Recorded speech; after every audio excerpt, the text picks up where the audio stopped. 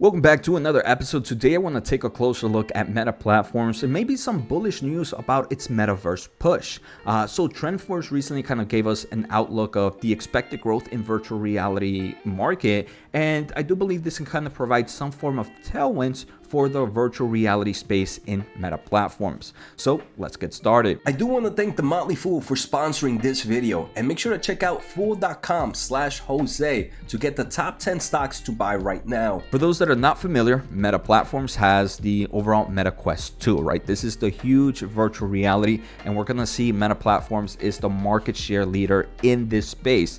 They also have the Meta Quest Pro, but this is a little bit more not meant for the consumer base. This is more kind of for the businesses and enterprise world. There's not as much demand obviously in this space opposed to how there is in the consumer, but there's definitely some optionality to grow here. For those that are not familiar, Steam, which is a huge kind of gaming platform, kind of showcase the users that they have and the hardware that they are using, right? This is not the total market share, but I do believe it kind of shows us a great overview of the current market, especially in the gaming side. And they have this kind of market share of the VR headsets, and we can see as of October of 2022, the Oculus Quest 2 represents 41.5% of that market share. I think that is insane. The second in line is actually the Valve with only 17.5%. We also have other Oculus products like the Oculus Rift coming in with 14.9%. So in general, right, Meta Platforms has over 50% of the market share here based on this Steam hardware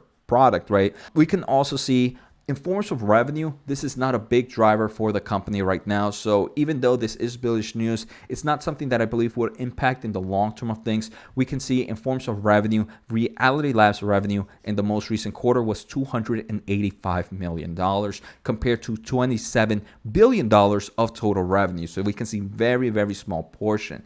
Again, there is huge optionality here, and we can see from TrendForce, they do mention a few things. And before we take a closer look at TrendForce and that data, make sure to hit the thumbs up as it does help me grow my overall audience. If you want to support a little bit more, make sure to subscribe using my link at fool.com/Jose. Finally, if you want to learn about the semiconductor market, make sure to check out my new channel. It's a weekly podcast on the semiconductor space, and a lot of great content is being released. Episode 4 just came out. Episode 5 was just recorded, so make sure to check that out. The link should be above or in the pinned comment. Do mention first that for the expected end of 2022, they are seeing that VR devices will come to around 8.58 million units, down 5.3% year over year. There are 3 reasons that there is expecting a year over year decrease. First, overall high inflation is kind of reducing or creating fears, and consumers are not spending too much money, especially on VR headsets. The second thing is a lot of companies push back new releases for the kind of consumer market,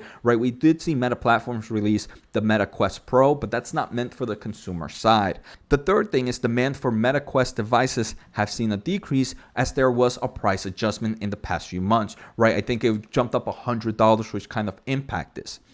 On the bright side, TrendForce does believe that in 2023, the VR devices will bounce back to 10.35 million units, a growth of 20.6% year over year. 2 main reasons: new products including the upcoming Meta Quest 3, more focused on the kind of consumer side, and also the PSVR 2, the second generation of the virtual reality, is coming out for PlayStation 5. Here we can see a pretty cool chart of how the overall trend is going. In my opinion, 10 million units per year is still pretty impressive and shows that there is demand in this market. And we can see that strong year over year growth in 2023, but we can see the biggest growth was in 2021, and I do believe this is when the Oculus Quest 2 came out. Like I mentioned, TrendForce in 2023 expects 10.3 million units. Most of that, roughly 70%, is coming from estimations that Meta will ship roughly 7.2 million units in 2023. So we can see Meta Platforms is definitely holding the market share leader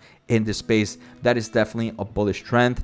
The other one, the PS2 VR, is only expected to be 1.6 million. So the remaining units will most likely just be others of various different consumer-based companies. I do want to say that there's also huge hype that in the upcoming year, maybe Apple might release a new virtual reality headset or kind of enter this space. So obviously this kind of units is only taking account two players, mainly the Meta Quest and also the PS VR system. But if Apple does release some virtual reality headset, at the moment we haven't heard anything, there's just a lot of hype behind it. I do believe it can cause more of a positive reaction to the overall space, right? Because if Apple gets into the virtual reality space, it's gonna mean that there's gonna be a bigger consumer market available. So more developers are gonna develop more solutions, which is overall gonna grow the market in the virtual reality space. So I do believe this news that we're seeing the overall growth in virtual reality is kind of bullish in the long term for Meta Platforms, but it's not something that would really affect the stock price